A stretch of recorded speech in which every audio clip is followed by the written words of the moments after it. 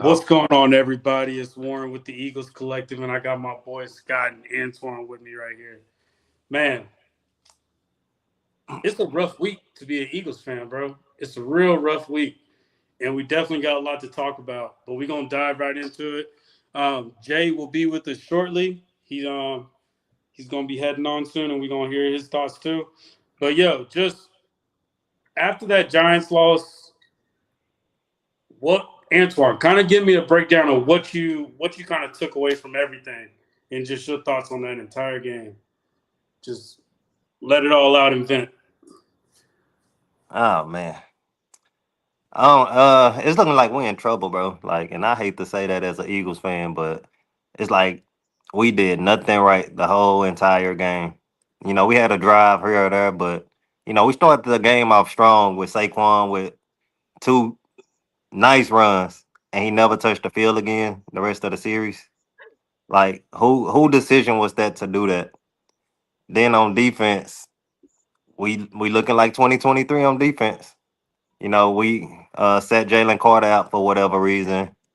Quinion went out early, and we put Ringo in, bench Ringo. Quinion get hurt. We put Ringo back in. Adoree Jackson come in, and it's like we couldn't stop a nosebleed Thursday night. So, I mean, all in all, I don't know what's going on with the organization. I don't know what's going on with the offense, defense, special teams look bad. It's like nothing we did was right. And it was just miserable to watch, just to keep it short. It was just miserable. It's embarrassing. Embarrassing is the word. Scott, Yeah, I mean, that was probably one of the worst Eagles games I've watched in since we lost to the Giants last time, I think. It was just same stagnant offense, no structure, no game plan, no identity, just the same, 2-by-2 formation with a couple curl routes and a vertical that gets locked down. Saquon, like Antoine said, got off hot and then just never got the ball again. Defense looks pitiful. That's the one thing I said last week is that I wasn't worried about the defense. I think the defense is going to be okay. They're not.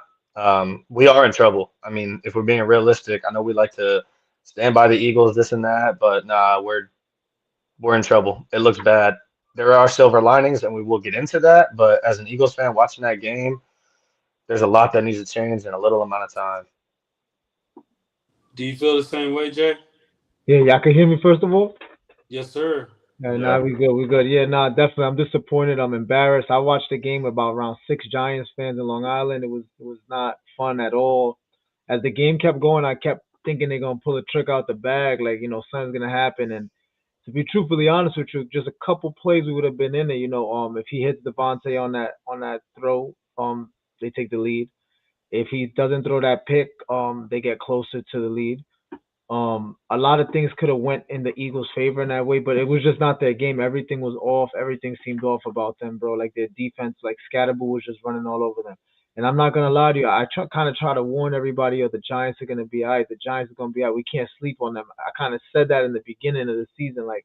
I felt like because their defense is their defense more. Forget about Scatterboo and Jackson Dart. It's their defensive line that's serious with Burns and Carter. So I knew it wasn't going to be an easy task. And offensive line was in shambles.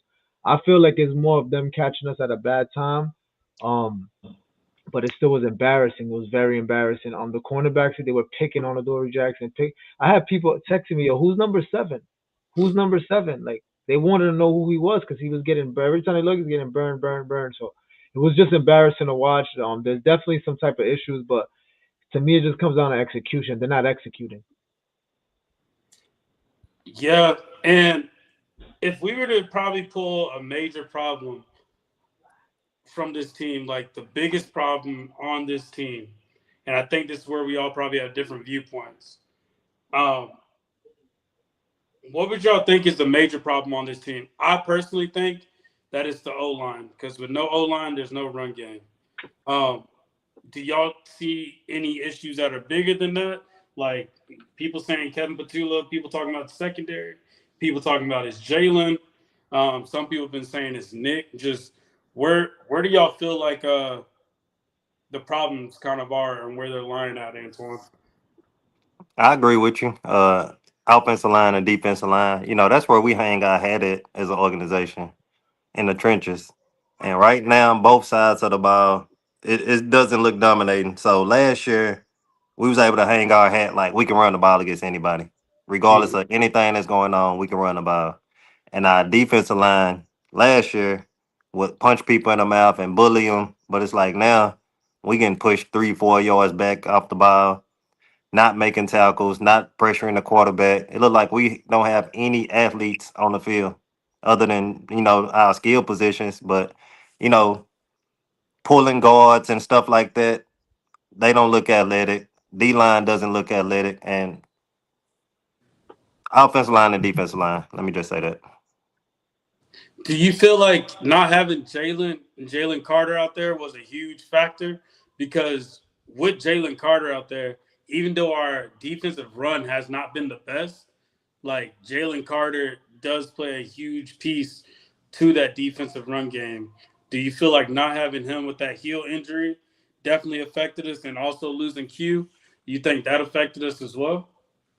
I mean, everything played a factor as far as like the injuries, the scheme, the play calling, but I don't even think Jalen Carter could have, saved this situation because our cornerbacks was getting picked on. So even if he does get pressure, Jackson Dart just throw the ball up and the receiver going to come down with it 9 times out of 10. So I don't even think Jalen Carter could have saved us this game, bro. To keep it honest, What about Quinion? Do you think Yeah, Quinion would have been he the would have same? made a difference. Yeah. Win would have helped, but like Jay was saying, like we was a couple of plays away from still winning the game. But it's like Mhm. we flat, like we don't play with no type of urgency, no type of intensity, no type of fight, and that's not Philly football, bro. So quiet as kept. When CJ was on the field, we had a different attitude. When CJ leaves, our attitude goes with him. It's And a I don't pattern. understand that, bro. I don't get it. That's gonna lead us to another conversation. I like that. I like that. Yo, Scott, when we were watching the game, the run game was just not there. We saw Reed Blankenship fall out. We saw Coop get knocked out. Do you think uh Scatterboo is that good, or do you feel like the way he plays the ball with as one thing that I looked at going through the game was he was intentionally running into players with his helmet. Do you think that's going to be like on a consistent basis, or do you think the NFL is going to cut it off at some point? Um, I mean, the NFL's try. This has been a conversation for like the past decade now about the NFL trying to make it a more safe environment for the players. But at the end of the day, if you got that dog in you, there's nobody that's going to stop you from playing like a dog. Football is not like any regular sport; it's a gladiator sport. And if Hmm. you're the kind of running back that plays with that demeanor and that dog mentality, there's nothing that can change that can take that away from you. Now, that's not to say how long that will last, because typically in history we haven't seen that last a whole lot, Hmm. or too long, I should say. But I mean, I do think Cam Scatterboo is legit. I mean, he's a good running back. He plays, there's things in football where obviously to get to the NFL, you have to have skill, you have to have the talent, you have to have the work ethic. But if you don't have the self-confidence, all of that shit goes straight down the drain. And he does have that. And that's what I say about Ringo too. I mean, totally different sides of the ball, but Ringo has all the capability to be a great cornerback in the NFL, but he lacks self-confidence, and you can see it. He wears that. Cam Yeah. Scatterboo doesn't. He has that self-confidence and he plays with it. It shows.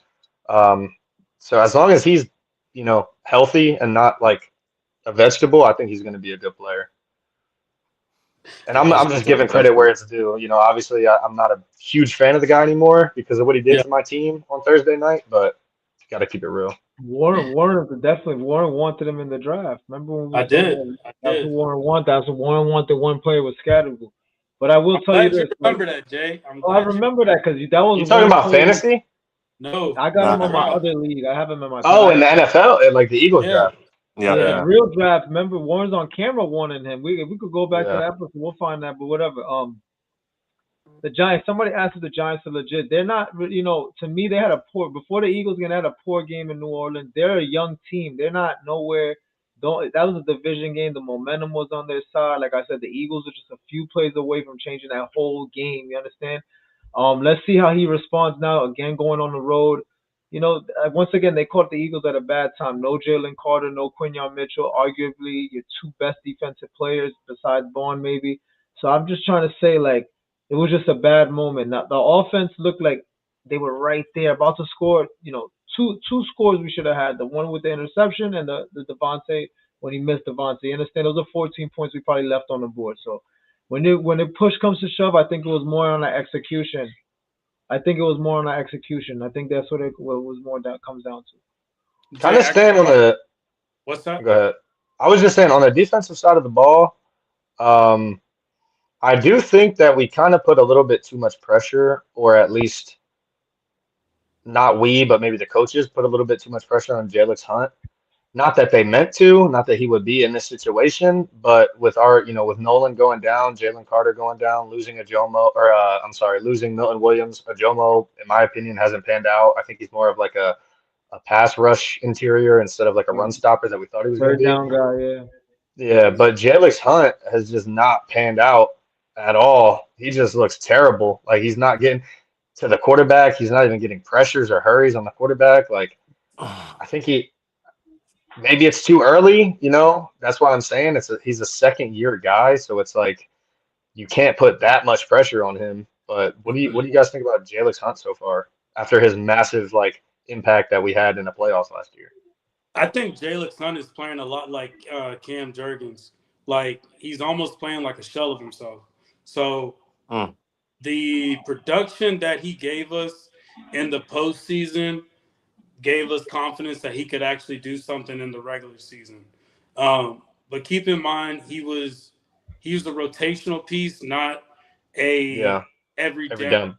Yeah, edge, which I think that's how we put a lot of trust in. Because first off, you got Vic Fangio, and then like you got Jalen Hunt. He kind of took off in the postseason. Yo, let Josh Sweat walk. Like let him walk. Let him get paid. Like same thing with Milton Williams. We had a Jomo. I think how we made a bad decision, he went in extra confident this offseason, putting a lot of trust and kind of putting all of his cards into these players that were better as rotational pieces rather than like full on starters. Like yeah, another reason why we were also good last season, too, was just simply because we had depth, bro. Like we don't have depth pieces. What's going on, Shane? What up, Shane? Long time. I ain't see Shane yo, in a minute. Shane said the defense just isn't going to be right until we get a solidified number two corner. Uh, yeah, but then if you get a solid edge rusher, you're forcing the quarterback to make mistakes, and that's kind of what they were relying on. But we don't have that But that edge is rusher. our worst deficiency is that number two corner. If there's one position on the defense that's really the issue, it's that position for sure. But I you think that can and the you edge can are like hide. 1 and 1. It's Yeah, like you one can A, you one can B. hide bad corners with a good defensive line and a good pass rush, Yeah, and we don't have either right now. You don't have either. And That's I didn't hear from Jordan Davis at all, and so yeah. I The was reason like, why Coop isn't DB2, like that guy said, the reason why we don't put Coop at the two is because when you have a guy as capable as Cooper DeJean is playing the slot, you do not move that man from the slot. Like it's hard to find an elite slot back in today's NFL. So before I was saying maybe it's a good possibility that we do move him outside, but just seeing what he does in the slot, he's such a good tackler. I don't think he he was can move outside on from a there. few plays though. He was out. He had no choice to I play mean, outside. I feel like everybody played like shit Yeah, they against the had no Giants. choice but It's to put like him out. nobody played well. He didn't look like himself outside. You understand? But like Scotty said, he has to stay in the slot. People always ask that why you just don't move Cooper. I don't understand. He has to stay in the slot. They will expose the slot if he's not there. No, that's facts. Jay, I got a question for you. Yeah. So Jalen Hurts had 283 passing yards, one passing touchdown, one interception, three sacks. Dallas Goddard got 110 yards off of him. AJ Brown got 80 yards. Smitty got 49. Did Jalen Hurts have a good game? Yes or no, and why? I think he had an average game. I'm not gonna call it good. I think he could have made. I think the picks when he missed. I'm not gonna say a good game because two plays he could have made that could have changed the game. The throw to Hmm. Smitty and he could have hit AJ instead of throwing the ball to Dotson. He could have hit AJ easily 6 points. However you throw it, if you would have lofted in there a laser, he could have thrown that ball 6 ways to AJ and it would have been a touchdown. So I'm not gonna Mhm. say he had a good game because no matter, don't forget the numbers. Forget what all those numbers. They sound pretty. There was two Hmm. plays he made that I will admit that no, he did not have a good game. I can't even call it an average game because had he made those two throws, it would have been a different story. And I feel like for the first time in a while, I seen him a little fluttered. Say it again. I seen him a little fluttered, and Antoine said this earlier. One thing about Jalen that I wish he played with is just a little bit more urgency, like a little bit more. Like he just always is playing like he has the whole quarter left to play. You understand? Like you got to put some pep in your step sometimes, bro. Yeah. Anybody kind of want to add on to that about I Jalen? mean, my problem with Jalen against the Giants, the main concern I had with him was just like kind of decision making again, and we go back to that is like that's where he lacks sometimes. Sometimes he'll show signs of just being the best decision maker in the NFL. And then against the Giants, there's times where I know we have a horrible O line. And going back to what you said, Warren, I do also, I've been saying this since like week two. I think the O line is the worst part of this team now. But there's times where Jalen has a clean pocket, and every time he has a clean pocket is when he seems to overthrow a receiver, which doesn't make sense to me. It's like when you're getting Mhm. blitzed, he's Mm. he's getting the check downs, he's getting the ball out quick, but a lot of his clean pockets against the Giants were incomplete passes, and that's where you can't make those mental mistakes. So I don't think he had a good game at all, really. Antoine, do you agree? I agree. Like Jay said, like if you remove the numbers and just watch the game, because I'm a Hmm. game watcher. Like I don't care about the stats. I care about what I see. Yeah, And what I Okay. saw was Yeah. bad quarterback play, bad play calling, bad situational football. It was just bad all around, in my opinion. So the whole blame doesn't go on Jalen Hurts, but the brunt of it yeah. does because you the quarterback, you the leader of this team. Mhm. And so again, when I say Saquon was set to have a big game, he should have had a big game, but take him off the field, take him out of his rhythm, and it went downhill from there. Like again, we had spurts of good plays, but overall, terrible game, bad game from Jalen. This the worst game I've seen from him in a long time. Not gonna lie. Yep, yep. I agree every 1,000% with you, bro.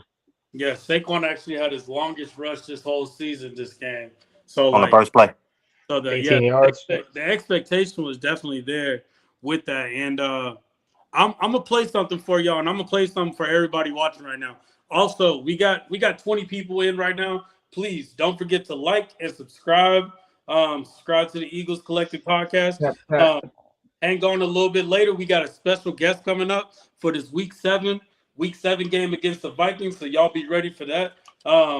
We just gonna keep coming in and bringing y'all new stuff, bringing on different people, different perspectives, and from different teams. So we definitely got that. But I want y'all fellas to listen to this and give me y'all thoughts on this after it's over. Best quarterback on this football team is starting right now. Wow. I think Tanner McKee right now should be the starter. And everybody blames the offensive coordinator. You can only do so much when the player can't execute those plays. You look at the breakdowns, and Brian Baldinger does a good job, and he breaks it down, and you see so many guys that Jalen Hurts, for whatever reason, I don't know what it is, that's not picking up open receivers. He's not going through his progressions.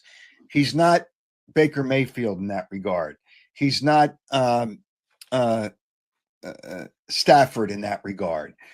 He's not Jared Goff in that regard. It's not Howie, and it's not Nick, and it's not the coaches. So, let's leave that out of it. But the reality is he's just not making the progressions. Now, is Tanner McKee as athletic? I mean, I watched Tanner McKee in camp.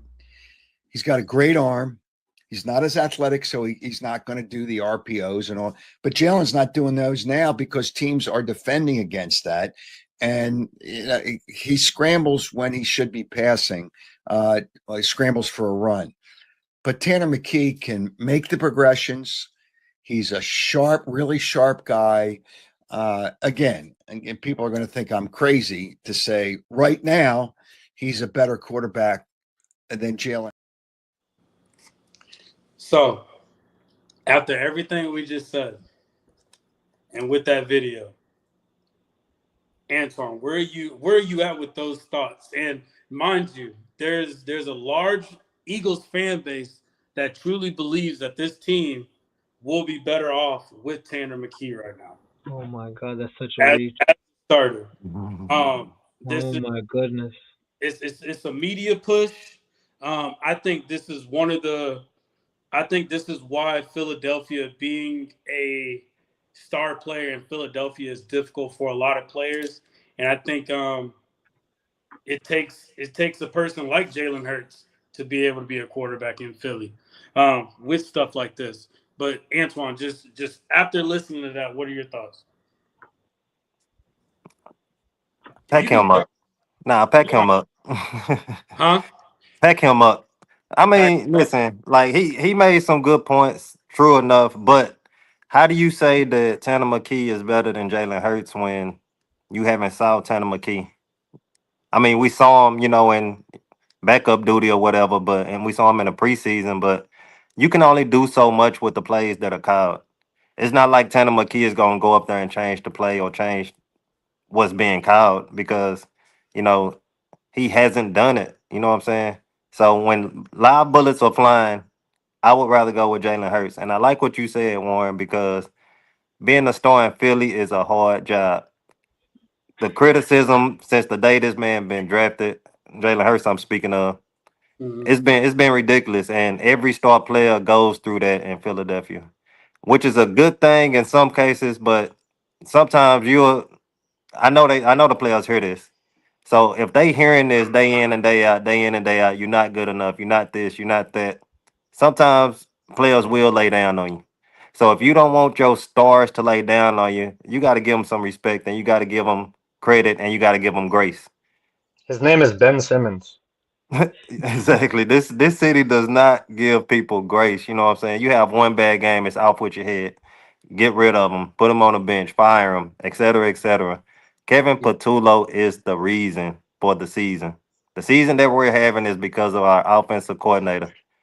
He's a rookie play caller. He hasn't called a complete game the whole season. One Mhm. good half here, one good half there, one good series here, but overall, it's easy to draw up plays on a napkin at Chili's and be like, "Oh yeah, that's good." But then when you put it on the field, it don't look too good now, does it? So pack him up, bro. Agreed. Scotty, Philly native, talk to us. Now, look, Howard Eskin is a bonehead, and he says stuff like that all the time just to All get a the time. reaction. But Hmm. I don't think it's as much of a reach as a lot of people might think it is. And I'm gonna say Oh this man. because we haven't seen, we don't know. You know what I mean? Okay. We, Look like at that. Antoine said, Got something right we now. haven't seen we haven't seen a lot of Tanner McKee. What we have seen from him was perfection. I mean, there's nothing you Perfect. could say against that. The times that he's come in the game and they put the pill in his hand, he's delivered. He's done a phenomenal job. I know it's only been 3 games, but I do see Tanner McKee being a solid starting quarterback in the NFL, and I could see him being a solid starting quarterback for the Eagles. Would I take him right now over Jalen? No, that's absolutely ridiculous. Jalen Hurts just won a Super Bowl. He was the MVP of that Super Bowl. He's the leader of this team. He's been the leader of this team for the past 5 years. He's not showing signs of anything major to the point where I would take him out of the game. Hmm. But I do agree with Howard on a lot of that stuff. I mean, I think Tanner McKee has the ability to be a dog, but not right now. Oh man. Pack Scott up too. Listen, man, Just keeping it listen. Nah, real. listen. I'll put See, it like Hold we this. on. we I'll put want it to. like this. Hold I'll on. Hold put it on. like this. I'll put it like this. Go, Scott. Finish. When you had Jake Browning come in last year for Why are we talking Finish. Joe about Jake Burrow. Browning? Now I'm just You got saying. to We You saw can him in three finish. games last year, and he balled out. He had like 300 yards in all three of those games. But when you are the man and teams are preparing for you, it's a different ball game, bro. Totally different So ball game. the three That's what I'm games saying that you though. saw him in was against the Cowboys, who we smoke anyway, was against the Giants, who was done with the season, and in preseason. That's not enough. That's not enough for me to be like, He yeah, Listen, I'll tell you this. I'll tell he you look, this. He but he you he see, he's a better thrower of the football than Jalen Hurts. I will say that. He's a I get better that. thrower. He may have a better vision, or maybe his height plays into that also too. He's like 4'5", he's like 6'5" or 6'4", something like that. He's crazy Mm, tall. But this is my thing, right? Like, Jalen gets all the criticism. This is funny about us Philly fans. Panicking at 4-2 asking for a backup. And come not that's on, what I'm saying man. us. saying. I'm That's not where it saying us. becomes crazy. I'm not saying us. This is how crazy it is. 4-2, you're asking for a backup, right? A backup that you're very uncertain of. But the guy that you're asking to bench, two-time NFC champion, feel me? 2 Super Bowls, playoffs all 5 seasons. Put him on any stage, he's gonna show up. He's not perfect. Like people act like he can't go through a 2-game losing streak, and then I don't see Buffalo calling for a backup. I don't see Kansas City calling for a backup, regardless of who's there. It's only us that we want to bench our quarterback because he lost 2 games in a row. It's just terrible. That's why people like Howard Eskin is all for views. He's banned in a lot of places. Scotty knows in Philly, he's banned in a lot. People don't want to see him in Philly. He's not allowed to go everywhere because he talks so negatively. Him, Angelo Cataldi, there's certain people and voices in Philly that they don't even want to hear you.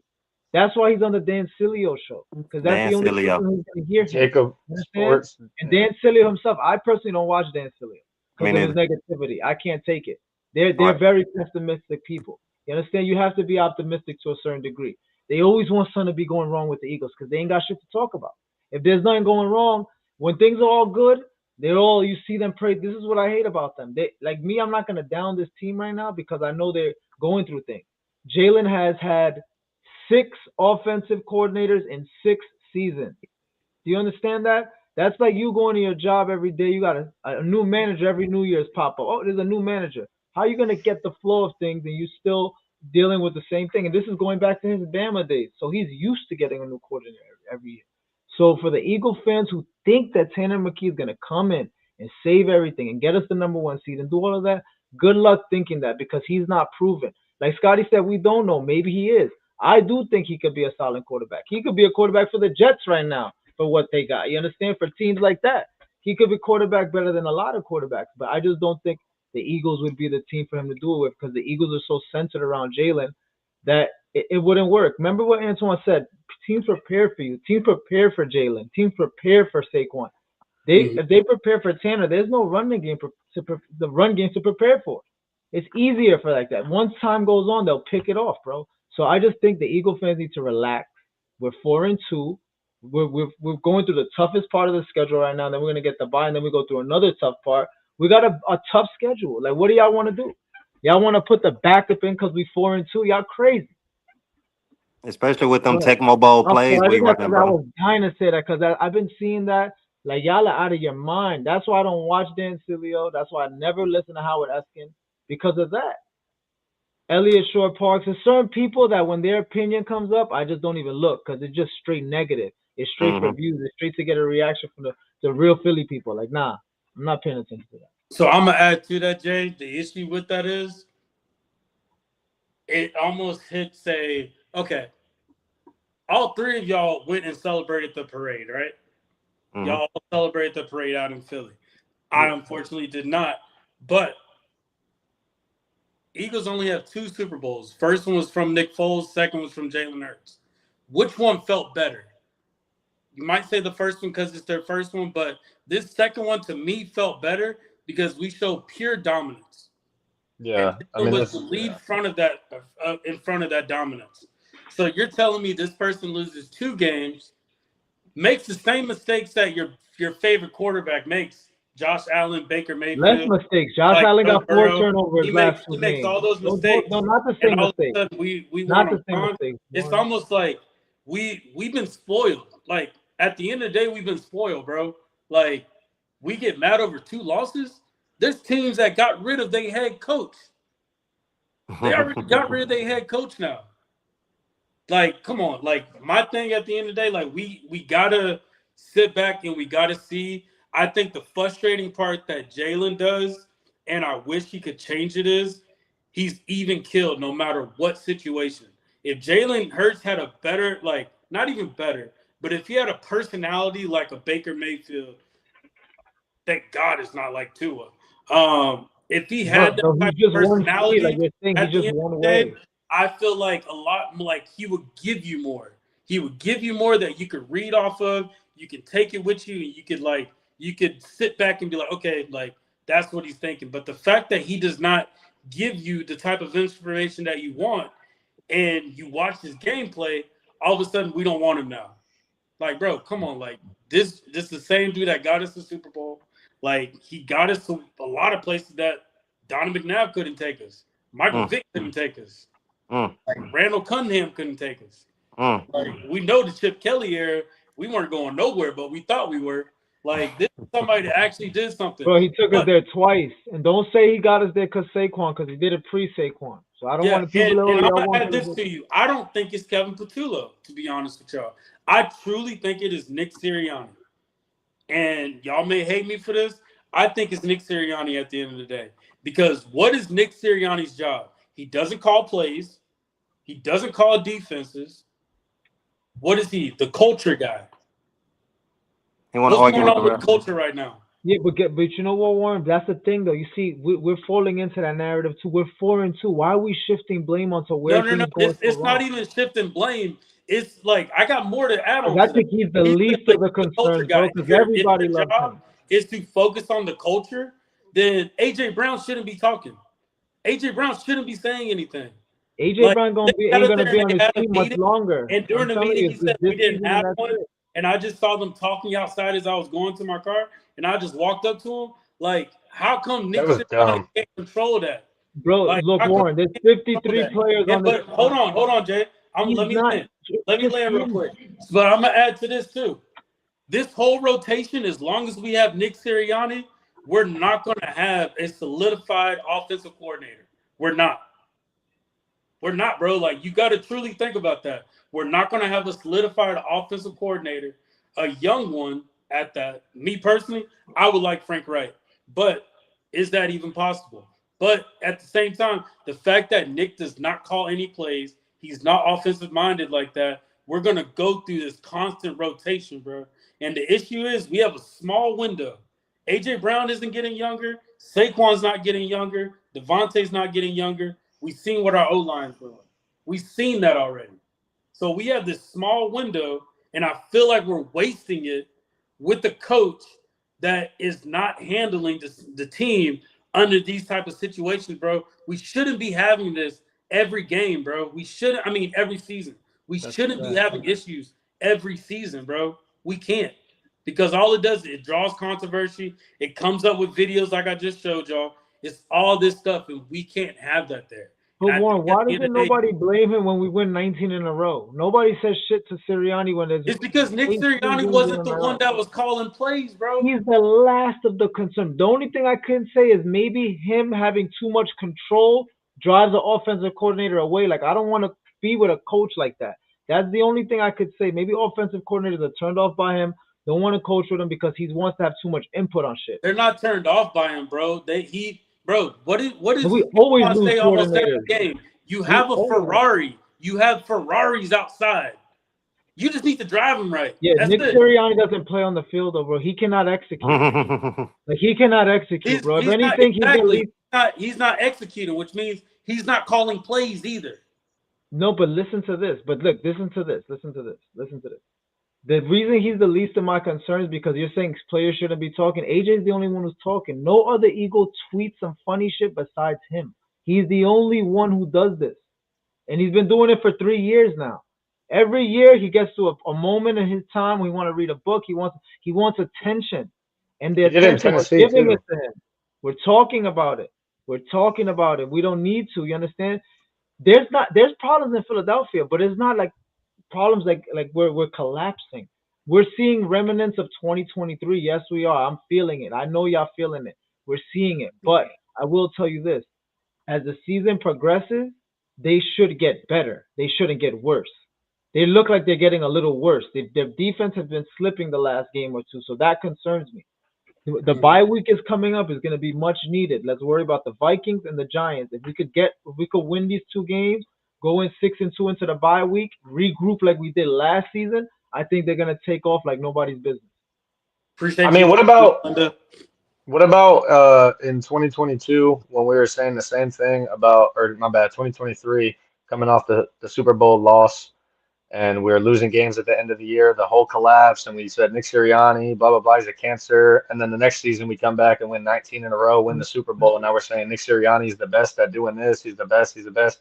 Now we're back to he just I mean it's the same thing that happened before. Like he lost the locker room, whatever you want to say, guys didn't do this, they weren't on the same page, but then he got it back. It's not like he didn't get it back and then bring us the Did he Super get it Bowl. back or did Howie get it back? To be honest with you, I really don't care about Howie too much right now. I don't think he's done that great of a job with this team in this last This year, season, right? This season. this season. Yeah, this season, like what I'm saying is, at the end of the day, Howie is the one that makes moves. The biggest move that we got last year was bringing Saquon Barkley to the team. It's just like when we brought AJ to the team. AJ and Jalen Hurts were like this in 22. They were still best friends, no issues, none of that. Of course, they got older, they get families, they get married, they don't hang out all the time. That's cool. So then other issues started rising. My thing is, why is Nick Sirianni not? Why is he not keeping that in house? That's my biggest thing. Why is it not just being kept in house? They can have issues all they want. I personally don't care if they're not friends or not. My thing is keeping everything in house. Why I are we think not? it's still just an AJ thing, bro. I It really think is. it's just an AJ Brown. That's What is just like it? you can't control, he's a 27-year-old man. You can't control what he's going to do. And Brandon Graham accidentally slipped up last year, but he's kind of an idiot too. Like he didn't mean to do it. He just spoke out of, context. But AJ Brown is just that kind of guy, bro. He puts on this facade of like care about your teammates, mental health Right, this, mental health that, which I right. respect. I love, I appreciate that because I'm the same way. But then you go and just act like the total opposite kind of person. Like he's kind Yeah. of two-sided, and that's just Yeah, him. So, Nobody else in our locker room does that. We look at wait, right. did Saquon. AJ Brown do that? If Mike Vrabel was his head coach, AJ Brown would do that no matter who is his head coach, bro. even Right. if it was Listen. Andy Reid? No, You listen, think listen, Antonio Brown? Go listen. ahead. Uh, you can't satisfy a diva, bro. Yeah. How many diva wide receivers have been satisfied? Thanks. Antonio Brown, he lead the league in targets, reception, catches, and he still does some BS. All diva receivers are, they uncontrollable, bro. So, Warren, you saying that it's Nick Sirianni, I don't agree with that, bro, because again, it's just one player that's doing that. No matter Mhm. if he get the ball, if he don't get the ball, it's never enough. Like he's a diva. You can't satisfy a diva. Like when in the history have you ever seen a diva be a cancer and then all of a sudden turn it around and don't say nothing? Look at It don't Smitty. happen. Yeah, look at Smitty. Like you got certain players, you got certain personalities, and AJ Brown, like his personality is self first. So Mm. he talk like what Scotty said, bro. Like he's two sided with his thinking, and if he double minded, you can't trust a person like that, bro. So you saying it's Nick Sirianni, Warren? Mm. I don't agree with that because Y'all think it's more Kevin Patullo than anything? I do, bro. Because like when we bring all these different offensive coordinators in here and they do a good job, they get a head coaching job somewhere else. You think Kevin Patullo is coaching good enough to get a head coaching job anywhere else? At the moment, definitely not. No, for Kevin Patullo, I can definitely We tell you that rank Shane we Steichen. rank damn near last in offense, bro. Our offense don't look vanilla, Warren. It looks so Our predictable. offense, I think our offense looks predictable, but I think our offense was predictable last year too. But the thing was, It we was were just Hell different, nah. unstoppable. bro. So I think We were just last Hell year we like nah. were like unstoppable. Now, they knew what we were. Everybody knew that. Say like, bro. So you're saying going into, let's say, week 11, they kind of knew Saquon was the one getting the ball at the end of the day. It truly showed, just like how the Commanders players. When Jalen Hurts got hurt and he got taken out of the game, they changed their whole game plan. They just stacked the box to stop Saquon. And so Exactly. what I'm saying is, if they know what's going on, our offensive line, that's why it goes back to the offensive line, bro. Our offensive line was more dominant than what they are right now. I feel like if our offensive line was a little bit healthier, I still don't think Cam Jurgens is as good as he could be right now ever since the surgery.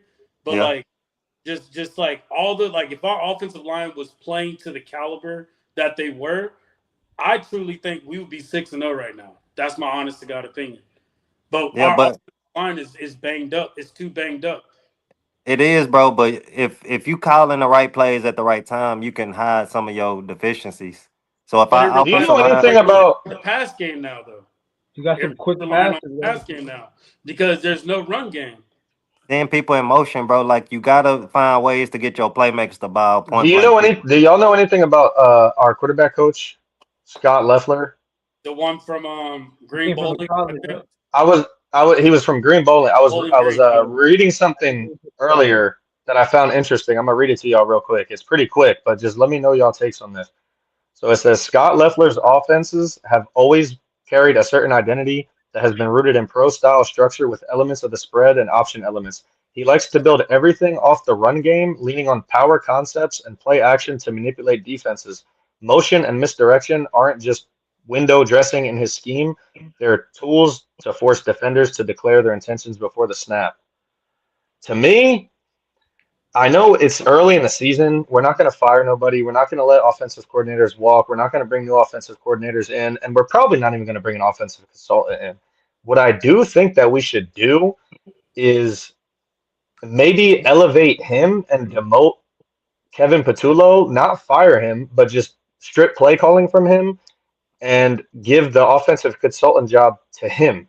Because that right there, the power eye, the power concept, the play action, motion, that is what we need in this That's offense, what we and that is need. exactly what this offense is lacking. Or That's a we could good just point, get an Scott. OG Good like point. we wish we could have and not freaking take somebody from the building. Like, that's what they really should have just did and bring a fresh mind from outside, a fresh somebody older. Like, I still do not think we should have hired Kevin Patullo or nobody from the building. But I we don't care did, bro. That's the thing. We I did, don't though. care how Like, many we're We're already years in it you've here. been now. in That's the the thing. We're building. in it. You don't know what you're doing. I don't care how many years you know Jalen. Brian Johnson knew Jalen since he was a baby. That shit ain't work. I don't want to hear none of that. I don't want to hear none of that. You were in the building for 10 years, 8 years. It didn't work. We need somebody who knows what they're doing. Somebody who's been at that job before. Like Yeah. somebody who actually knows what they're doing. Not a rookie, not a test, not an experiment, a proven person.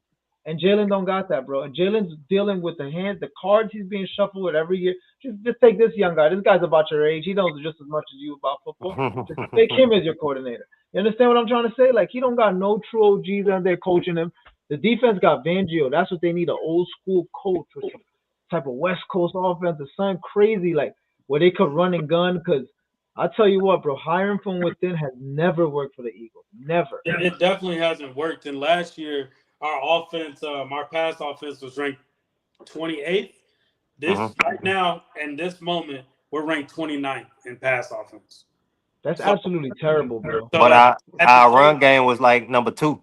That's the what was reason that? why. So last year was justified. This year, Saquon's number one in attempts. He's nowhere near number one in yards. Hmm. So He's yeah, number one in the run attempts at game is terrible 95. right. At 95, I hope y'all know that. That's how Yeah, much they trying to get him going. He's just not executing. Like I'm saying, he's not executing. We're not executing.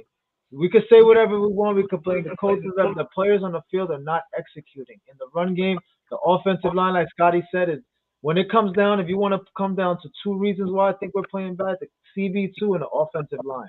I could put them in each hand, and those are my two reasons why. But yeah. it's also, bro, it's also another thing too. Like you're right, but there's so much that goes into the coaching that is not helping at all in this situation. If you look at every single time we're under center, we run the ball. I think it's Predictable. 89% of That the comes time back we're to the under center, we run the predictability. ball. Anytime that there's two receivers lined up on each side of the field, it's the same play. Like Hook this and offense is so vertical. predict hook and vertical, bro. It's so predictable. You're never, ever, ever gonna do anything when your offense is that predictable, no matter how the players are performing. Know what I'm saying? And it's looking bad because we don't have rhyme or rhythm with what we got going. So it's hard for the offensive line to get into a rhythm when, all right, we dominating up front. We got two big runs. Then we don't run the ball again for another 5 or 6 plays. Like, come on, bro. There's no rhyme or reason to the whole offense, bro. And it's hard to get into a rhythm like that, bro. Yeah, no, that's facts. But at the end of the day, as everybody can tell, this Giants loss, we're not taking it very well. Um, right now, please hit that like button, hit the subscribe button. One thing that just going over to the NFL as a whole, I don't see a dominant team in the NFL right now. There's nobody that's standing out Yeah, in no the clear NFL cut. that's going to run off and take off with it. Like, bro, at the end of the day, we ended up losing to the Giants. We gave this opportunity. We handed it to the Commanders. We literally handed it to them. All they had to do was beat the Bears, and we still leading our division. I think as long as we still focus on leading our division, like, and one thing that's why I like Jalen Hurts, just get him to the dance. That's it. Just get him to the dance. And I think if we just get this win off the Vikings, get this win off the Giants, get the bye week, sit back, recuperate, think about everything that happened, think about what we can do to fix it. We know Howie's got some type of trade or some move coming up. We all know that. Um, I think we can be definitely be in a good spot. But I know we watched the game a little bit last night. Jaden Daniels, like we said, once they get film on him, it's going to be different. Um, He played good also, too. He fumbled at the end, bro. He didn't. He was on He's once still again. playing good.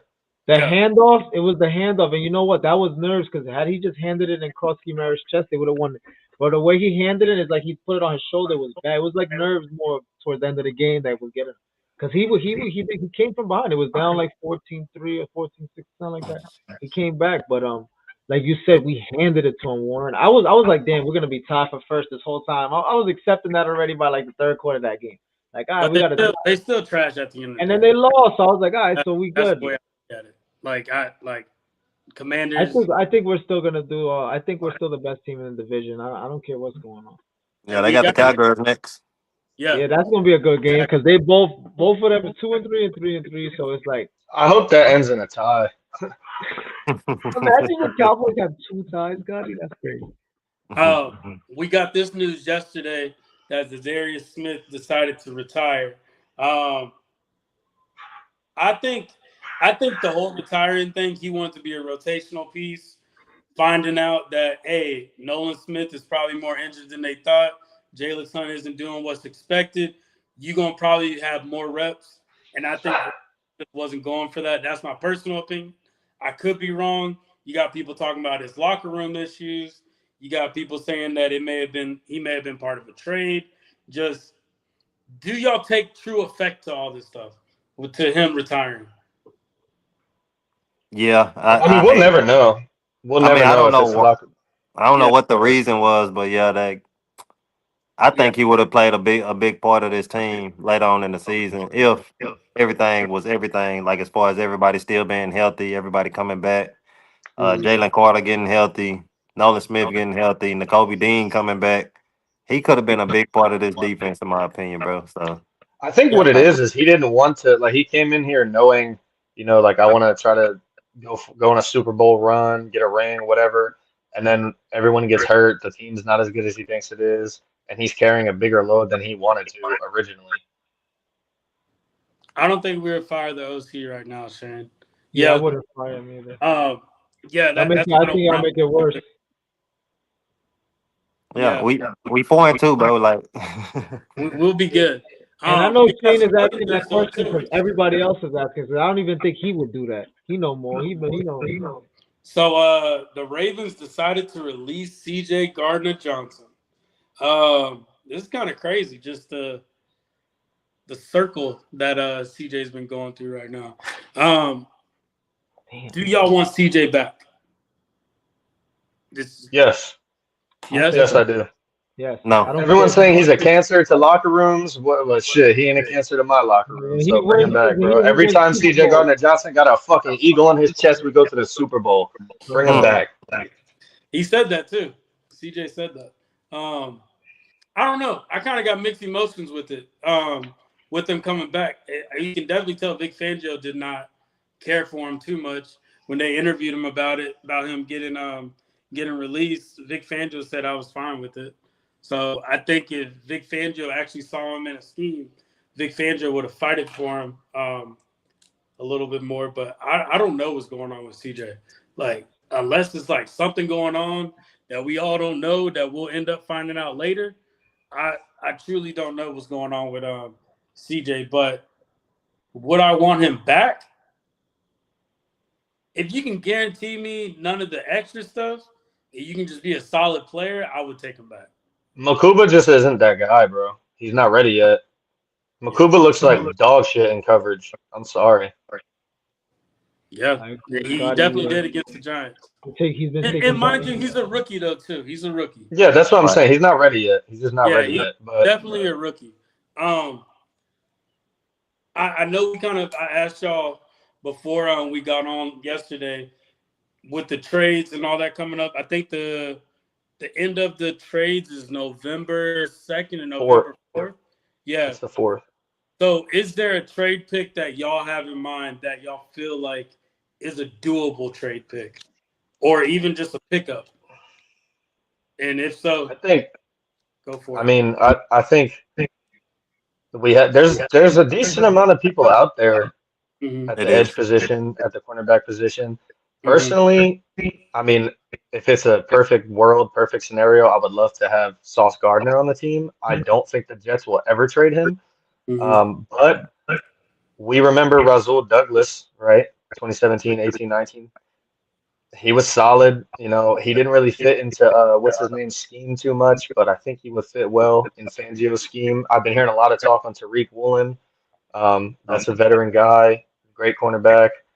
That's what Um, I'm looking at. Woolen from Seattle I because like Woolen. he's on trade And block. then when it comes down to the edge position, obviously the big names is Trey Hendrickson, Miles Garrett. I don't think either one of those are really going to happen. Maybe Trey Hendrickson, just because I think they franchise tagged him or something. I don't think Yeah, they but paid him a full. the money though, we can probably Yeah, let him What's walk Dante after. Samuel's injury? we What's could his just let him Hey, walk as like a rental type or whatever. You know what I mean? But yeah, then there's Bradley Chubb. I keep hearing a lot on Jermaine Johnson from the Jets. I think that's possible, but he is young and like the Jets look bad, especially like pretty much everywhere. So I you think could they see would them probably want moving to keep they Jermaine could move Johnson. somebody. I like the But Bradley move just simply because yeah, Vic Fangio he played under Vic Fangio, In Denver, so yeah, yeah. and that's one reason why I like that. The Johnson pick, he played with Georgia, like he's part of that Georgia Bulldogs crew, so like I think that'll be good too. But I definitely think we need an edge rusher and a cornerback. I do think that Howie's probably going to have something coming soon. I just wanted to get y'all thoughts on it. Antoine, did you have any picks you had in mind, or you're kind of with Yeah. us? I mean, I like the Tyreek Colin. I mean, Tyreek Woolen. Woolen. Woolen. Mm-hmm. Yeah, he from the city, so long, athletic. I think that'll be a good pickup for us. Or Mason Crosby. I know that's probably not realistic, but Mm-hmm. either somebody for the edge or CB2. Do y'all think we could get Ward from the Or Browns? I like Denzel That's Ward too. that's another one too. That's possible. Mm-hmm. Yeah, this hey, we kind of just sitting back and waiting to see what Howie's got Let's planned make a for. trade for Mekhi Becton. I like that guy. I heard he's Yeah, pretty Mekhi good. Becton back. Hey, Mekhi Becton's injured too, actually. So Yeah. I don't know how long he's injured for, but um, going into that, this is the rankings after yesterday's game. They got the Eagles all the way at 8, and I know Scott, you said you put the Eagles at 13th. Yeah. So there's a little bit of hope. I just think it's funny how the number one team, the only team that Damn, they beat got the Bills us, at 11. They yeah. got like wow. So that's I don't know about the Steelers up there. That's my only thing with the Steelers up there. Nah, they've been playing The good, bro. Steelers look good, bro. Been solid, bro. I haven't That's watched what them. I'm saying. Look, I'll be honest with you. I haven't watched them. Scotty mentioned how earlier freaking Slay is not playing terribly, and Isaiah Rodgers is definitely not playing terribly in Minnesota. So the two, he should have just paid one of them. We wouldn't be in so much problems. Mm-hmm. I just think Aaron it's Rodgers look vintage. the Rams and we beat the Bucks, and now they're They ranked got up. Steelers packed up, and they got DK. They got Jalen Ramsey. They loading up to try to make it run. I mean, see, look, they got us at 8, but honestly, I think right now Mm-hmm. Talking mainly about, I mean, you can't take away the first 4 wins that we had, but these last 2 weeks, this is power rankings. These last 2 games we played, I think the Seahawks, Patriots, Bills, Jaguars, Chiefs have all played better than we have. You said the Bills? Did I put Bills in there? I'm No, Yeah, sorry. yeah. You Nah, said the Bills? definitely. nah. Chiefs I played would well put us yesterday. ahead of the Bills, so I'd probably have the Eagles around 12, and then I the Bills also at wouldn't 13. have the Packers that high. I would bring the Packers back down because of that Browns game. I'm not forgetting that game. Um, Shane said. the Lions are purely up there straight off offense. Yeah. Yeah. Just I looking like where at the Eagles are at. I'd rather not be near the top. The Eagles play well when they're not the top dog. So let us be Shit, wherever we're last at. year we were at the top all season. Yeah, yes. Last year was another story, but we got there. It took us, once we got there, we never went back. I think we were slept on a But what lot. Scotty said is true. The Patriots is playing better, and the Chiefs are playing better than the Eagles right now. They're very Well, the competitive. Patriots beat the Bills. That's how the Yeah. Patriots got up there so fast. And that's the same thing for the Broncos. The Broncos beat us. That's And the how they got. Jaguars defense is not terrible. Yeah, and I think the Lions should go down a little bit just for losing to Kansas City. That's at 13th now. And I don't know. I just think right now, like I said, it's anybody's game right now.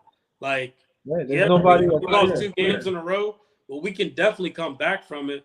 And I do think that Baker is playing the best out of all the quarterbacks in the league right now, just simply Bro, because Dak, the let's not MVP. sleep on that boy, Dak. I know we don't fuck with him, but Yeah, I know. Dak is playing like an MVP type One thing I quarterback. will What say, is Oh, that? What is that? shut up. one thing I will admit about Dak, and I will admit this, and I'll say this on the record: it's hard to kill that mother. Yo, he don't want to. Yo, you gotta really. He really. That's what I'm saying. He plays with a little bit of urgency. Like he looks like he don't want to lose, and he still lose. But In the regular season. in the regular season, but I'll tell You you knock on what. that playoff door, he goes right back to Another the quarterback same who's been old prime surprising time me is Dak. that boy Drake May. Drake May to me is balling, bro. Drake May Drake is May's a dog. great, Let's not talk about teams that are under 20 right now. I mean that are not in the 20th ranking. Let's not energy. That's what it is. But yeah, so yeah, I just think as long as their I know defense, it's hard to give them praise. Even Pickens is balling. It's hard to give them praise, bro. It's hard, but they not beating us. yeah, it's cute. Still bitches. But yeah, They had a so, chance to win that game.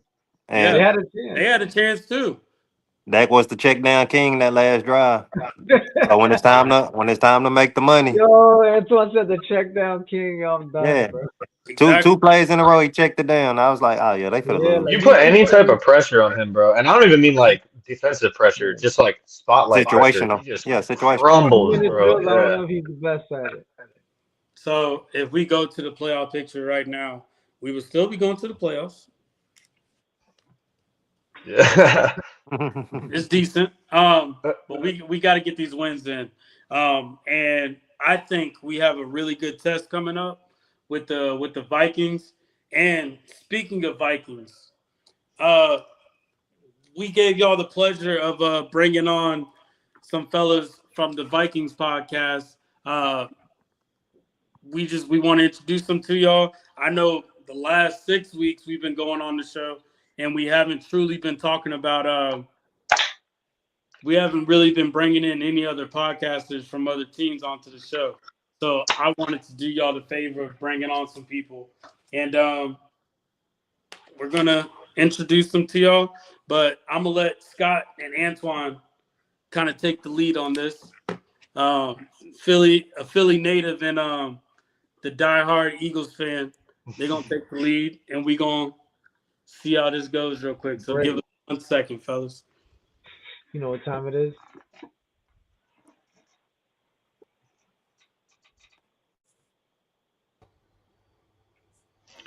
What's up? Fellas, what's going on? Going on. What's going on, boys? We got some Skull Nation in the building, huh? Yeah, a little bit like that. So getting started heading into the week, my first question I got for you guys is who's playing quarterback? I don't know. I don't care. It doesn't matter. Cam Akers, for all I care, man. Cam Akers. Cam Akers. So I'm I guess Carson Wentz has some kind of shoulder injury, and then McCarthy's still on the IR Yeah, he's not on the IR. He's just still holding off. week to week. Yeah, week to week. I mean, I'd rather see JJ McCarthy to see what we have at quarterback playing for us against, especially against the Eagles, a tough team.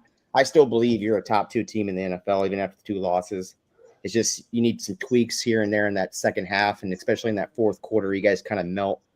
But Carson Wentz does have the hot hand right now. I think he has a better shot of with us beating you guys, especially if it's like a revenge game. But I don't see it being a revenge game at all. Just the dude just washed out with an ACL for y'all. Yeah. But I want to see JJ McCarthy over Carson Wentz just to see what we have. But Carson Wentz does give us the better shot, I think, at winning. McCarthy did show signs in that game against, I think it was the Bears. Mm-hmm. That, I mean, he looked like a solid quarterback. Still haven't seen much of him. I did see also you're getting linebacker Blake Cashman back. Yes. That's important. Okay. Yeah, I know he's been solid for y'all, so that'll be a good addition. Aaron Jones still out. Van Ginkel doubtful. So, I mean, we both have a lot of injuries going into this game. So, Right. How's Jalen Carter looking? Jalen Carter, I think he's questionable still.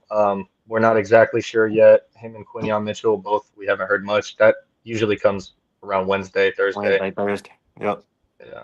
Okay, yeah, we should. So our offensive line has been a real issue, and seeing Jalen Carter out there might hurt us a little bit, but we are getting our rookie first-round left guard back. We don't have our center. He's on his 5th concussion. Is that Donovan Jackson? Yeah, Donovan Jackson, yeah. Okay. And he's a pretty solid player. I think he was ranked number 2 guard in the league before the wrist injury. And should be coming back this week, hopefully. The center, right now we have our 2nd string guard playing our center. Yeah. So, I mean, they all performed pretty well last week. We moved School, who was a 32 PFF score, out to right tackle because Brian O'Neill went down with the MCL. He played pretty good last week against Myles Garrett, of all people, too. So, surprising to see that. But I'm more worried about Jalen Carter if he does come back for you, because I don't know how they're going to tame that inside monster. I know they tamed the outside guy, but the inside guy might give us some trouble. I mean, we've been struggling on that defensive line, stopping the run. But I did see that. I didn't realize how highly ranked y'all were defensively. I see that I like number 1 against the pass. Yes. Number 1 against the pass, they allow fewer points scored, fewer passing yards, and fewer rushing yards than the Eagles do. Now, on the offensive side of the ball, Minnesota has less passing yards, rushing yards, total yards, and less points scored. So this is going to be a pretty solid matchup. I mean, this is like the first time we're the better offense this year, which is ironic. But defensively and offensively, it's going to be a crazy game. Who would you take? That stat where it's a little deceptive. We're ascending.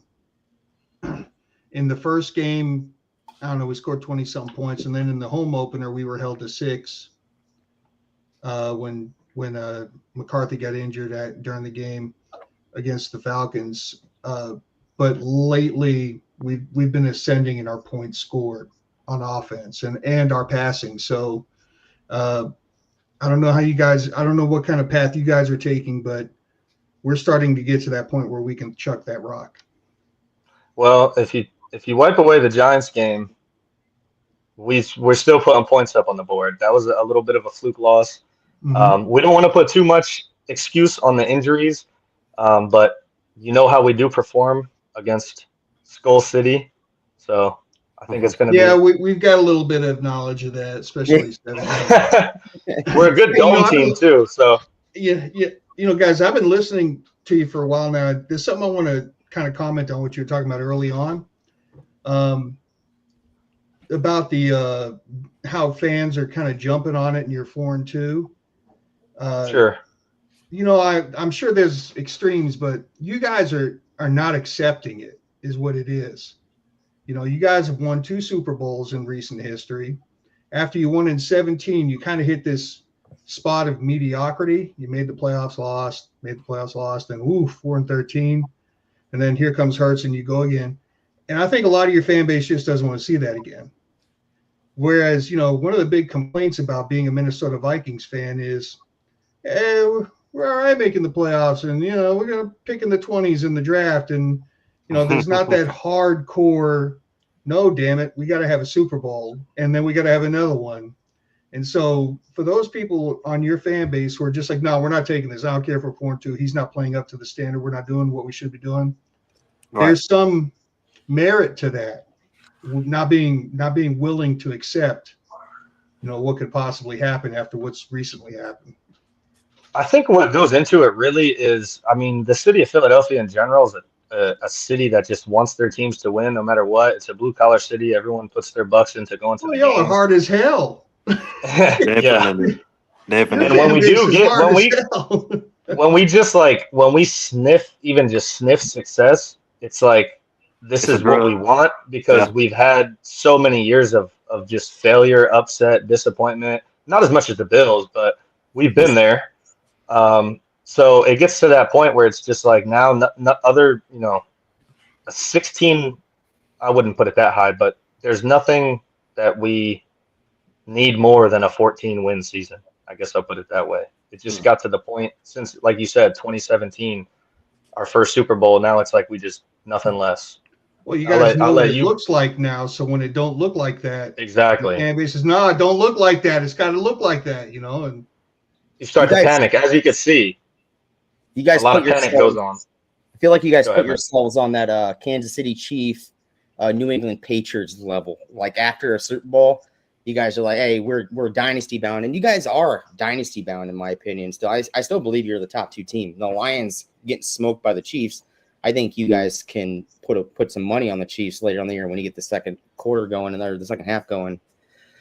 But my question is, we just had 14 wins, and we're like, yeah, we're okay with something less to see if JJ McCarthy is good or not, And for you guys, we had Sam Darnold. Now we're like starting JJ McCarthy, but you guys won a Super Bowl. Are you guys done with Jalen Hurts after what he's not doing in the second half?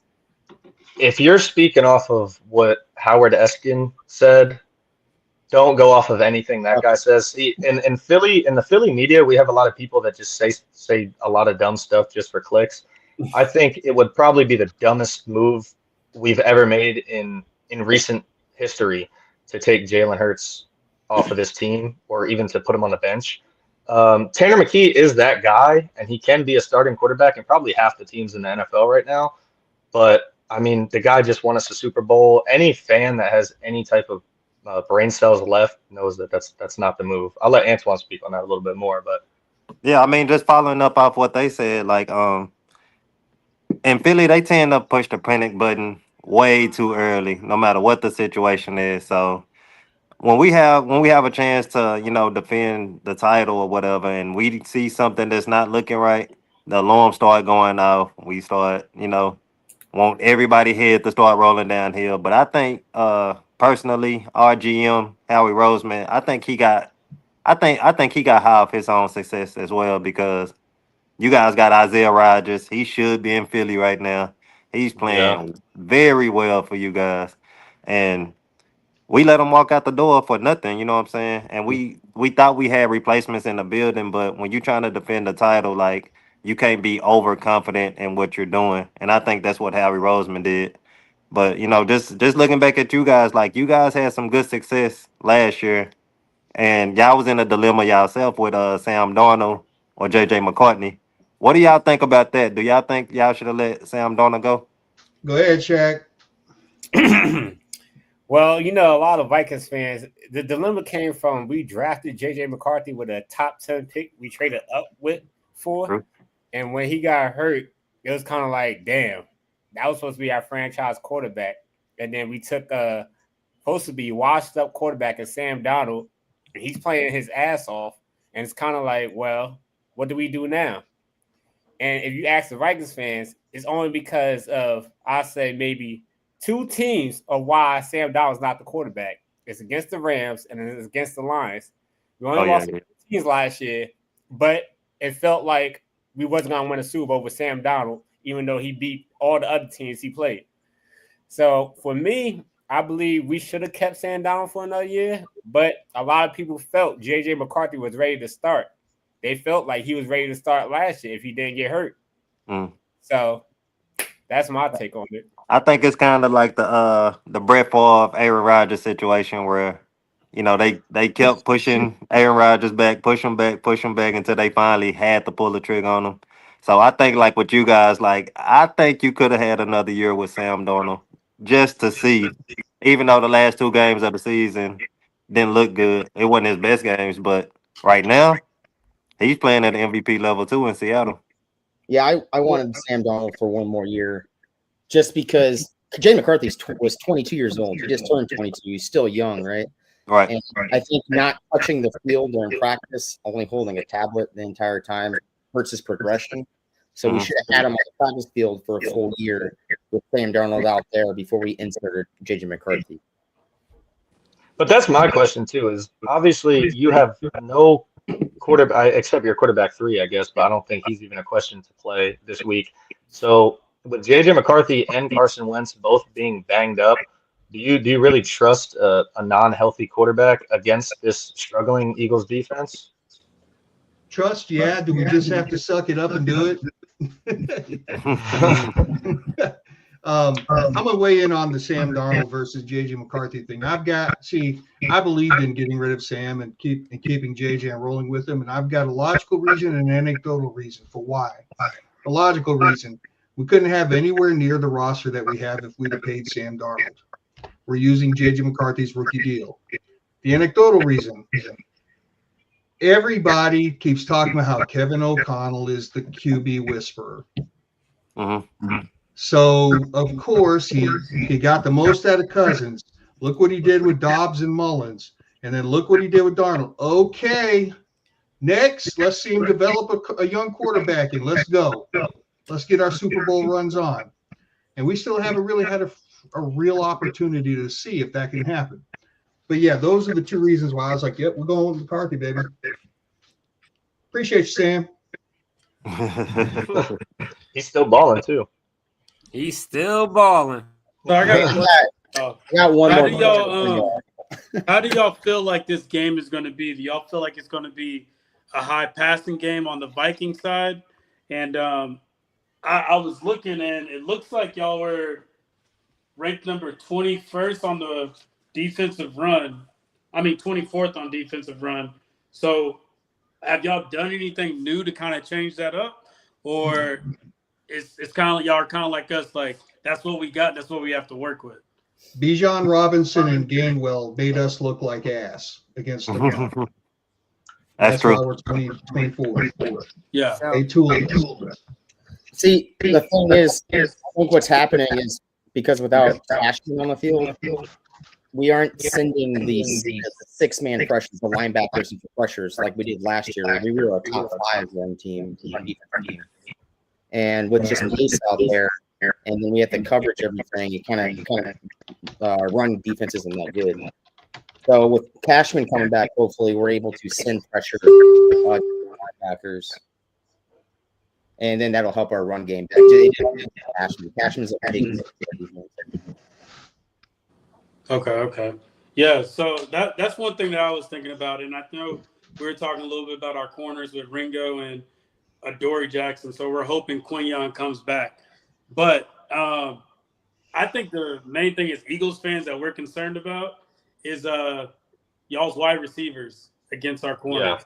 Good Jordan concern. Addison is an underrated wide receiver too. Jesus Christ. That's our concern, and we're all crossing our fingers that we can get Quinyon back, because I do want to see that Quinyon versus Justin Jefferson's. Like, I do want to see that. I think that would be a good thing to watch. But so, do y'all expect Carson Wentz to start, or y'all expecting JJ McCarthy to start? I forgot if y'all answered that earlier. I'm expecting Carson Wentz to start. Carson Wentz? Okay. Carson Wentz. What I want and what I think are 2 different things, and I think Carson Wentz will start. With the shoulder injury? Now, with Q being out, though, this is the thing about the Justin Jefferson situation. If Q does not play this game, I say they just let Cooper DeJean trail Justin Jefferson the whole game, and it will just deal with Jordan Addison wherever he goes. Because, he's gonna get his regardless. I mean, the dude's arguably the best receiver in the NFL, and if we could just limit that by 20%, that'll help our defense out a lot because we know they're gonna take shots at him regardless. Put Adam Thielen on him. That's the one thing I have. Yeah, Don't put Adam yeah, Thielen exactly. on Coop. Do not do that. Hey, that's what I wanted to ask you guys about Cooper DeJean. I'm from Iowa. I'm a big Hawkeye fan. What is your thought? What were your thoughts drafting him, and what are your thoughts now? I was hearing a lot of talk about him like in the draft and before the draft. So he was definitely like a big talk. I'm more surprised that he got dropped into the second round. Me too. Yeah, I was gonna say the same thing. Yeah, That was the most surprising part. And for us to add on a second corner into already having Quinyon, it was like, okay, they see the issues because remember, we have Bradbury. So like we needed to replace Bradbury. So for them to say, hey, if Quinyon doesn't work, we got Coop. It just so happened that both of them were good. So like I said, I was kind of at that point to where I hear good things about him. Let's see what he can do. He kind of surprised me that Bengals game. I don't know about Antoine and Scott, but like that Bengals game when he came back from that Jamar Chase, the 4th and 1. Yeah, like when he came back from that, I was like, okay, so he was kind of that missing piece on the defensive side that we needed. So that's kind of where I was at with it. The thing I love about Coop is that he just tackles. Like he's a ball hawk. He goes straight for the ball. He doesn't miss a whole lot of tackles, and that's what I was saying earlier in the pod. That's something that you miss in today's NFL, especially from a slot cornerback. Yeah, and I thought highly of Cooper DeJean. Like I really wasn't that high on Quinyon. I liked him as a player, but if we was going to pick a cornerback in the first round, my pick would have been Cooper DeJean. So when he fell to the second and we grabbed him then, I was enthused about that. So great All player. right, And enough of all this skill position he'll crap, man. Enough of all the skill position crap. Here's the real question. I really wanted Mekhi Becton in the offseason. Do y'all miss him? Yeah. Oh yeah. Oh yeah. Big time, man. We've had the best. Let me put it this way. We've had, I don't know how much you know about Guest Skol'n, our O-line coach, one of the best, but we have had arguably the best offensive line in the NFL for the past 6-7 years. And to now have a bottom 5 O-line, it just feels like we're in a dream right now. A nightmare. Yeah. And to add to what Scott is saying too, that NFC Championship game, Landon Dickerson was injured and Cam had a back injury. So correct me if I'm wrong, Antoine or Scott, but I believe they put Landon Dickerson at center. Landon Dickerson got hurt. So then Cam came back in as center. Yeah. And he ended up like they won that Super Bowl with them being injured like that. And I think we're paying the consequences for that right now. Yeah, and that was actually the divisional game against the Rams. That was the Rams? Okay, I thought it was that's the Rams game. Okay, cool. But yeah, that right there is definitely what hurt us. And I do miss Mekhi Becton just because Mekhi Becton, his pulling that Jeff Stoutland put into him, like that's what we need right now. As much as I needed Tyler Steen to kind of step up, we're definitely missing Mekhi Becton. He's actually injured too right now with the Chargers. Yeah. That kind of tells you this whole O-line that went to the Super Bowl, they're all banged up, playing all the way till February. So that's kind of where I'm at with it. But it sucks. It definitely sucks. A question I have for you guys, as an outsider looking in, kind of, your defense in the past few years is always like at the top 5, top 10. But to me, it seems like they just fold a lot in big games. Is that the case over there? I would more say than our defense.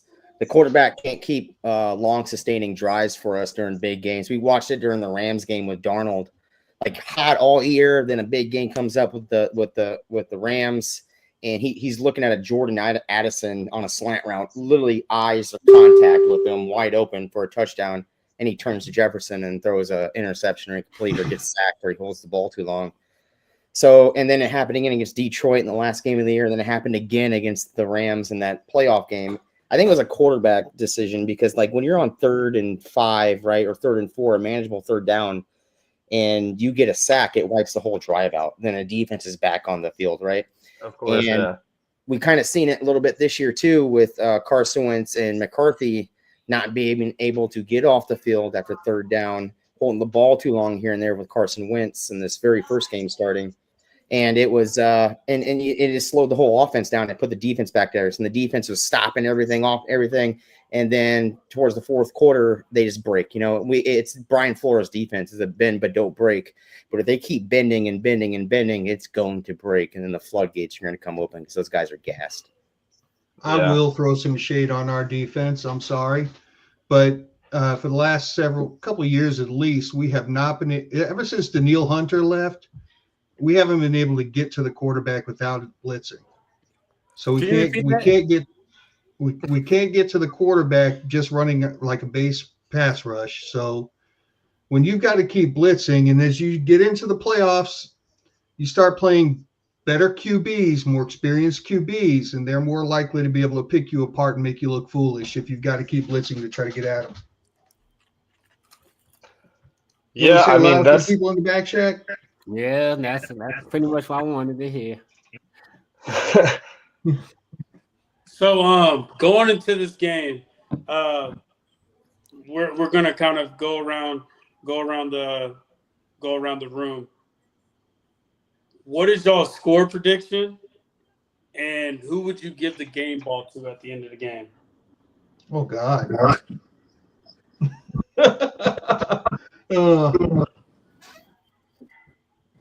Now, when you guys come on our show, can it change? Nah, keep it. He said when we come onto their show, it changes. Yeah, can it change? hey, we got. Let's just be honest here. We're concerned about our secondary, and we know what can happen. If Jackson Dart can do it, I think Carson Wentz can do it, or JJ McCarthy. So I'm more worried about Saquon Barkley. I know he hasn't been getting a lot of yards, but this might be his get right game. He might break a record. Really? He might break a record. This is the game for him to step it up and for the O-line to get it together. But we're struggling down there with injuries too. I mean, we're worried as well. Trust me. After you take a beating like that from the Giants, it's not pretty. And no Malik Neighbors, or I don't think they had their wide receiver one. Our starting cornerback got dusted by Wan'Dale Robinson and Jalen Hyatt. That can't happen. Tackling. They can't tackle. They can't cover. Like it's frustrating. That's where I think it's going to be a nightmare. But if what y'all are saying is true, y'all have the passing game. Y'all are dominant there. And if our run game is dominant, I'll kind of start it off. I can definitely see the game going 24-21 Birds. And I would have to give the game ball to Zach Bond. And I say Zach Bond because Zach Bond, that was probably the game against the Giants was probably his worst game he's played since he became an Eagle. And I think he's one of those people, like, he's getting up there in age and he's trying to prove to himself that he can be that guy still. And he's the vet on the defense. So I think this is his time to kind of make up for that Giants loss. So I'm going to give the game ball to Zach Bond. So I got my score prediction and game ball. I'm going to go 26-24 Minnesota Vikings. And the game ball is going to go to Jordan Addison instead of Justin Jefferson. I think adding Addison to this offense, it created a whole new kind of offense for us. Like, it was a lot better looking. And then as you watch it, he's open all the time. Jefferson's open all the time. It depends on who you're going to bracket. I think Jordan Addison comes out here, has a second 100-yard game. And I think he has a couple touchdowns, 26-24 Minnesota.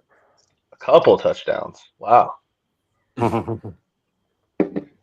So I have a preseason hot take that the Vikings would have a sub 500 home record and still win 11 or 12 games and win the division. And losing to the Steelers kind of screwed that up and for me, it's more important to win the division than get the sub 500 home record. So, um,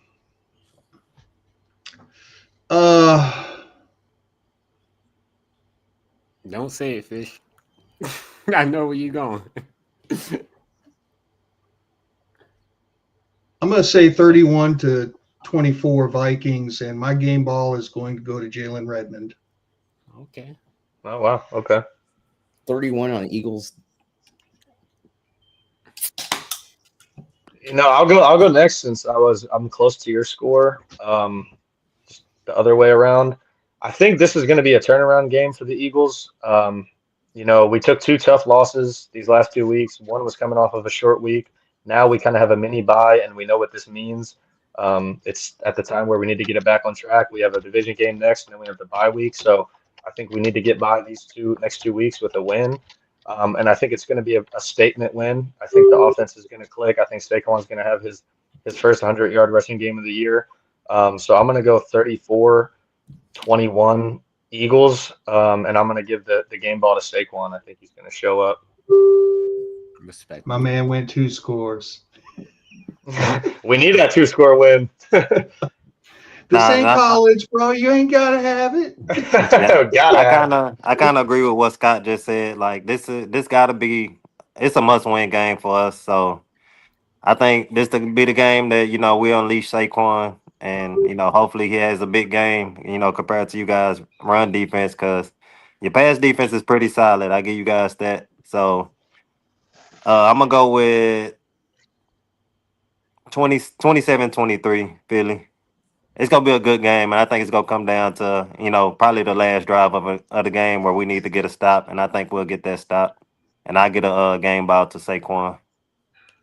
Hey, but between just us, fellas, I really hope that y'all don't uncork it until you play Detroit. Just saying. That's a ways away. Yeah, that's in December. Yeah. You guys that ain't gonna make me mad neither. I don't want to see you in the playoffs. You guys are angry. Hey, when you guys got Detroit, 2 weeks. 12. I got them in 2 weeks. How Yeah. y'all feel about that? So I can't wait. Before I say You need that. I'm gonna go with my prediction. I'm gonna go with the opposite of what Warren went with. I'm gonna say 24-21 Vikings. I feel like either before this game or after this game, AJ Brown will be traded. I don't see AJ Whoa. the whole season. And my game ball is going to be, I got to give it to Jordan Mason. I feel like we're going to be able to, he's going to keep our offense on the field long enough to sustain on first down drives. So we're not constantly having to pass to Justin Jefferson or Addison. Okay. So what's up with this AJ slander, though? Where'd that come from? What makes you think he's going to get traded? So what makes me think is because I really think he don't really click with Jalen Hurts. I feel like y'all don't need AJ Brown for y'all offense, only because I feel like y'all could get any receiver as long as he could get kind of open, like how the Chargers are using Lat McConkey. As long as y'all can get any receiver who can run routes and then constantly just be a run-first team, then y'all could still win games. And I think AJ Brown don't want to be a part of a run-first team. I think he wants to kind of be part of a team that's winning because he's catching the ball and helping the team win. Don't let Shaq BS you. It probably goes back to where he played college ball at. Nah. I can't. I think he played at Ole Miss. He played at Ole Miss.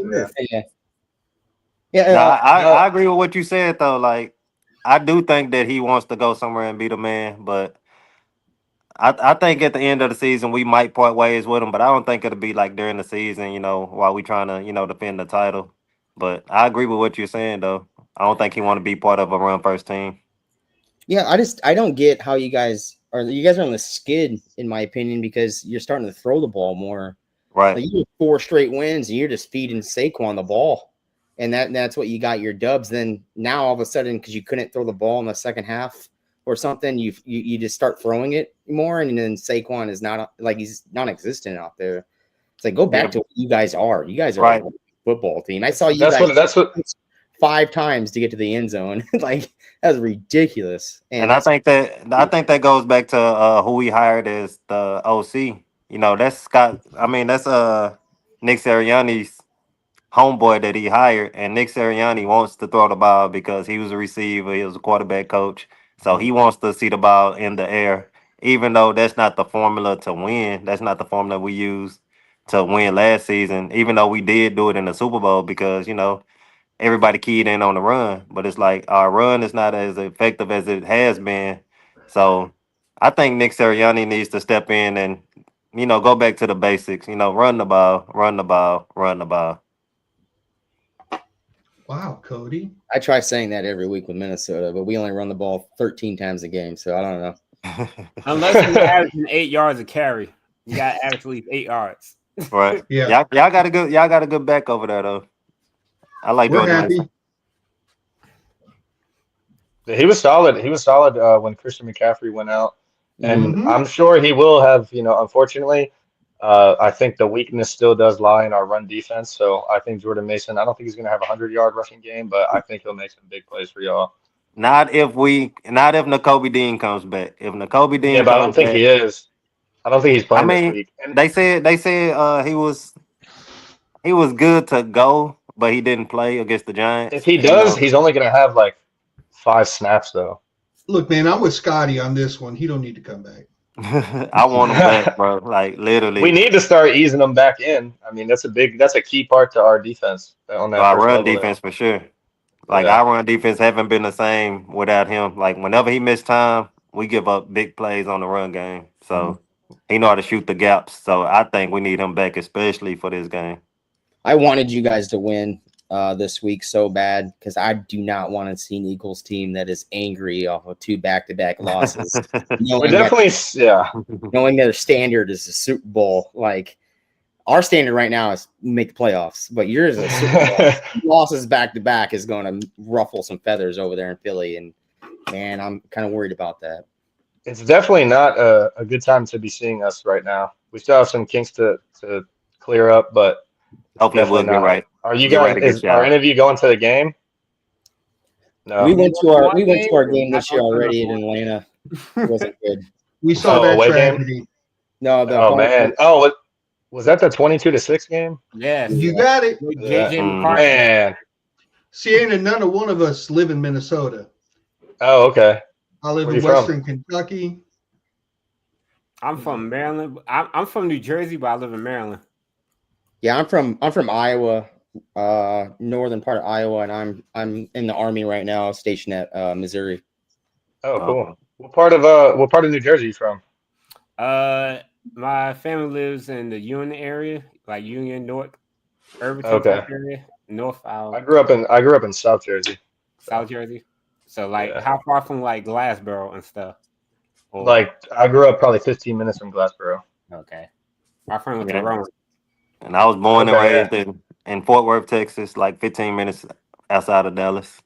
And I hate the Cowboys. Just for the record. Yes, he does. Just for the record. I'll say this though, I'm Swedish, my heritage, so I definitely take pride in Viking culture, not necessarily Viking the football team, but I have always wanted to go to Minnesota to see that stadium and just see what the Dude, it's culture's like out incredible. there. Yeah, Yeah. me too. Yeah, the That, year that element right there, because it was my first time. It was my And it first was time, just, too. wow. Yeah. You know what the biggest Minnesota Vikings thing ever is the year we played you Sunday night or Monday night, and you guys won, and you guys literally said, "We'll see you in the playoffs." Like you were thinking we were a playoff team, and then we didn't even. That is the biggest Minnesota. Wait, was that You guys went to 2023? when I you got think that- week 3 when you guys went to the Super Yeah. Bowl, and lost to the Chiefs. That like you guys were a Wow. Super Bowl team, and you guys told us, "Hey, we'll see you in the playoffs." I was like, "Yeah, I like that because I know this team's really good." And then we just don't even make it. That's so Minnesota. That was I'm pretty sure that was like Kirk Cousins had like the game-winning drive or something like that. Mhm. Yeah. I don't remember that What a game, bro. That's when You the shooting us? linebacker said Kirk Cousins is not a good quarterback, and then y'all cut him Oh, yeah. the week after. Oh, How many okay, times okay, do you okay, think- Okay. Yeah, I remember that. And That was a lot of beer he ago. gets a lot of beer ago. He gets brought up in a lot of broadcasts still. I still hear Kirk Cousins every time I'm watching a Vikings game. Oh yeah, we always gonna bring him up because there's a select fan base out there who think the Vikings was winning games because of Kirk Cousins, even though we was winning games before we had Kirk Cousins at quarterback. But he was putting up all of these passing yard stats, so they was like, it must be because of Kirk Cousins, even Right. though he had Stephon Diggs, Adam Thielen in his prime, and Justin Jefferson. Damn. Yeah, I think Not he was to mention the. Dalvin Cook in his prime. I think he was the longest tenured Minnesota Viking quarterback because we've only drafted a quarterback in the first round since 1961. I think it was 6 times, maybe 5. I think 5 times in franchise history. So like, and it's always been these veterans coming. You know, like Kirk Cousins was a veteran, but I think he's the longest tenured Viking. Yeah, and then Favre coming over, and then Warren Moon, and then Randall Cunningham. And Damn. that's just how we roll. You know, like I forgot about Randall. Damn. The That's last. crazy. How can you forget about 98? Yeah. He was born in 2000. I was born in 2000. That's how you forget about 98. That's why I forgot about 98. But I did forget that he left us to go there. Who, He McNabb? retired, and then Yeah, he he came out of retired. He retired and retirement. came back. Yeah. Yeah, Cunningham did? yeah. Yeah. Y'all had a great team, man. I thought y'all was gonna beat the Falcons that year. Yeah, I think everybody did, man. That was the year, I think. Nah. I think even the damn. Falcons thought so. Yeah. We I also, wanted y'all to win too. I was hoping y'all won and made it to the Super Bowl. we also had McNabb, but that No. didn't work out for us. Like you look at my background, it's Vikings, Timberwolves. I got Twins back there. It's been 26,700 and some odd days since Minnesota's been into an actual championship game. Oh So, my god. Wow. I think we're So the you're longest- Minnesota through and through. Yeah. We're the longest tenured out of the four big sports in America that is the longest tenure not being in a championship right now. It's rough. I was going for y'all when y'all played the Lakers too in 2004. Y'all let me down. I was trying to beat Shea, and he ends up flopping on the ground for free throws every goddamn fucking time he drives the basket. You can't blow a whistle for Ant-Man going in there and getting a dunk, you know, and he's on his ass. It's wild. Yeah. Damn. Hey, well, we definitely appreciate you guys coming on. I'm sure we'll see more of you at some point. Maybe we'll do this again after this week's game. But go ahead and shout out your show. Let the people know. Go Take ahead, a shot. Jay. So we're the Let's Skull podcast. We do our live show on Thursday nights, starting about 8:30ish p.m. Central Standard Time. We also every once in a while, like on a Saturday night, we'll do just a Skull and Chill, just kind of not less formatted, just kind of BS. And after every game, we do a Reaction show. I've lost it. Aftercare. We call it aftercare. Aftercare. We do our aftercare. So sorry guys, it's a little past my bedtime at this point. But Yeah, mine too. I get up at 4 a.m. for work. Yeah, so I mean, we've been doing this for a little over 2 years now. We started out on Facebook with the closed group, and last year we made the jump to YouTube. And yeah, man, it's therapeutic. It helps you deal with all the failures of your fanhood. And it's good to talk football. Mm-hmm. For sure. Definitely, We do the definitely. same thing. We can't agree more. It's definitely fun getting on here. But like I said, everybody go follow them, give them a subscribe, and then we'll see about doing this again at some point in the future. Yep. In the Yeah, playoffs, which I hope we don't see y'all. See you in the Go Birds. playoffs. Go Birds. All right, fella. All right, brother. Skull Brothers.